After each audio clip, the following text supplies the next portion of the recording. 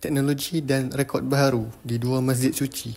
Ramadan 2025 membawakan pelbagai teknologi dan pencapaian luar biasa di Masjidil Haram dan Masjid Nabawi.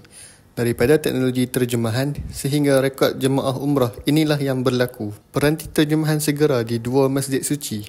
Syekh Dr. Abdul Rahman As-Sudais, Presiden Hal Ehwal Agama di Masjidil Haram dan Masjid Nabawi, telah memperkenalkan peranti terjemahan segera di dua masjid suci ini.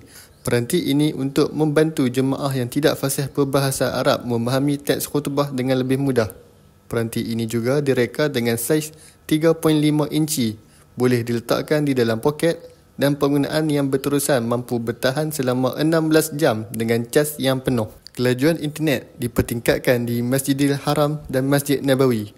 Selain itu, kelajuan internet juga ditingkatkan ke 5G bagi memenuhi keperluan komunikasi dan data sepanjang Ramadan ini. Keluasan rangkaian 5G ini telah berkembang sekaligus dapat meningkatkan kualiti komunikasi dan menampung penggunaan yang lebih ramai, khususnya selepas solat tarawih dan solat Jumaat.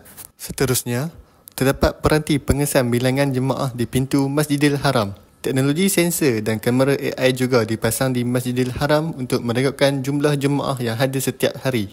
Sistem pemantauan ini akan membantu dalam perancangan dan peragihan sumber serta menyumbang kepada persekitaran yang lebih lancar dan tersusun di dalam masjid seiring dengan penambahan jumlah jemaah.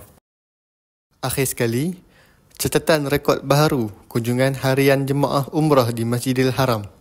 Hasilnya, 500,000 jemaah dalam masa sehari pada 6 Mac 2025 telah direkodkan dan ini merupakan jumlah yang tertinggi pernah direkodkan di Masjidil Haram.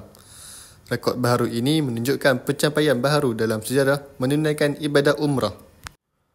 Untuk maklumat yang lain, silakan like, komen dan share. Ikuti kami di Kembara Sufah Utara.